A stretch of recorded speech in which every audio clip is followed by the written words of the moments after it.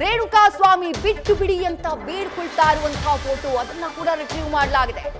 2 ಲಾರಿಗಳ ಮಧ್ಯೆ ಕುಳಿತು ಅಂಗಲಾಚ್ತಾ ಇರುವಂತಹ ರೇಣುಕಾ ಸ್ವಾಮಿ.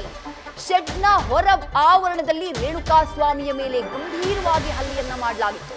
ತಪ್ಪಾಯ್ತು ಬಿಟ್ಟು ಬಿಡಿ ಅಂತ ಹೇಳಿ ಬೇಡಿಕೊಂಡಿದ್ದಂತೆ ರೇಣುಕಾ ಸ್ವಾಮಿ ನೀಲಿ ಜೀನ್ಸ್ ಬಿಳಿ ಬಣ್ಣದ ಬನಿಯನ್ನ ಧರಿಸಿದ್ದ ರೇಣುಕಾ ಸ್ವಾಮಿ ತಪ್ಪಾಯ್ತು ಬಿಟ್ಟು ಬಿಡಿ ಅಂತ ಹೇಳಿ ಬೇಡ್ಕೊಳ್ಳುವಂತಹ ಕೆಲಸವನ್ನ ರೇಣುಕಾ ಸ್ವಾಮಿ ಮಾಡಿರ್ತಾನೆ. 2 ಲಾರಿಗಳಿರುತ್ತೆ.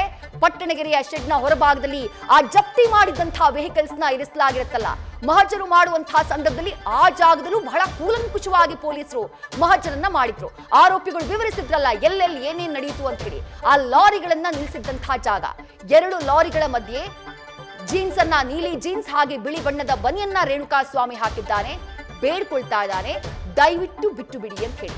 ಆದ್ರೂ ಆರೋಪಿಗಳು ಆತನನ್ನ ಬಿಟ್ಟಿಲ್ಲ. ಇಲ್ಲಿ ಗಮನಿಸಬೇಕು, ರೇಣುಕಾ ಸ್ವಾಮಿಯ ದೇಹ ಸಿಕ್ತಲ್ಲ, ದೇಹ ಸಿಕ್ಕಂತಹ ಸಂದರ್ಭದಲ್ಲಿ ಆತನ ಮೇಲಿದ್ದಂತಹ ಬಟ್ಟೆಯೇ ಬೇರೆ.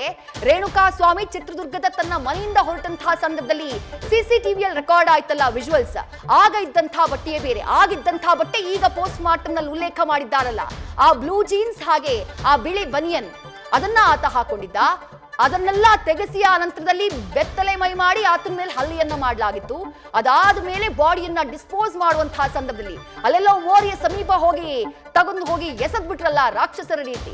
ಆಗ ಮತ್ಯಾವುದು ಟಿ ಶರ್ಟ್ ಅನ್ನ ಹಾಕಿ ಆ ಬಾಡಿಯನ್ನ ಎಸೆಯುವಂತಹ ಕೆಲಸವನ್ನ ಆರೋಪಿಗಳು ಮಾಡಿದ್ರು.